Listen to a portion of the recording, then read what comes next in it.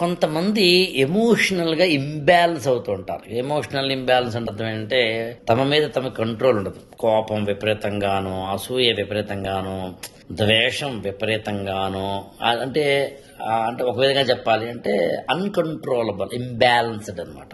అలా ఇంబ్యాలెన్స్డ్గా మనం ఉండడానికి కారణాలు ఏంటి, వాట్ ఎగ్జాక్ట్లీ రీజన్ అని అన్నప్పుడు మనకి లైఫ్ పట్ల ఒక మెచ్యూరిటీ లేనప్పుడు మాత్రమే ఇంబ్యాలెన్స్ అవుతాం. ఎప్పుడైనా గుర్తుంచుకోండి మీరు. లైఫ్ పట్ల ఇమ్మెచ్యూరిటీ అంటే ఏంటి అంటే మనము జీవితాన్ని ఎలా చూస్తాం. ఒక రూమ్ లో ఉన్నాం మనం, ఆ రూమ్ లోపల మనం ఉన్నాం, కానీ ఆ రూమ్ లోకి మనం వచ్చాం, బయట నుంచి బయటికి వెళ్ళాం.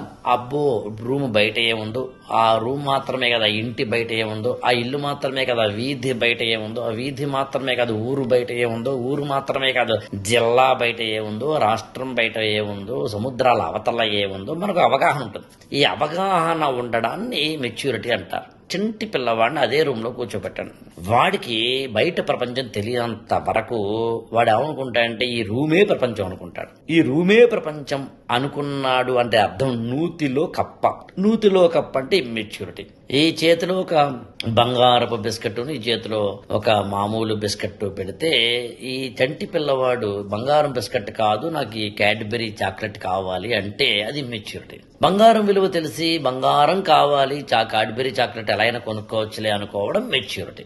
జీవితంలో నువ్వు ఎప్పుడైనా ఇమ్మెచ్యూరిటీగా ఆలోచించినప్పుడు కోపం వస్తుంది.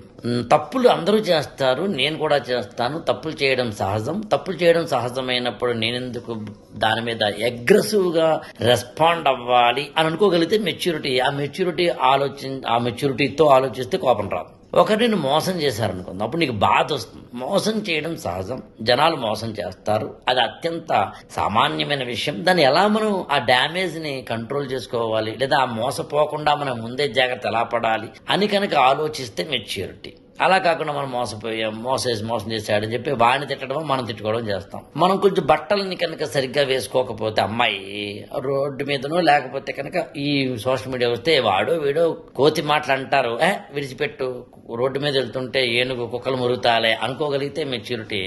కానీ వాడు అలా అంటే వాడికి అవసరమైతే తాట తీయచ్చు అని తెలుసుకోగలిగి లీగల్ గా వెళ్ళడం కూడా మెచ్యూరిటీ. మెచ్యూరిటీ అంటే ఎక్కువ తెలుసుకోవడం, అసలైన తెలుసుకోవడం, ఎంత తెలుసుకోవాలో అంతే తెలుసుకోవడం. ఈ ఛానల్ ని లైక్ చేయండి, షేర్ చేయండి, సబ్స్క్రైబ్ చేసుకోండి.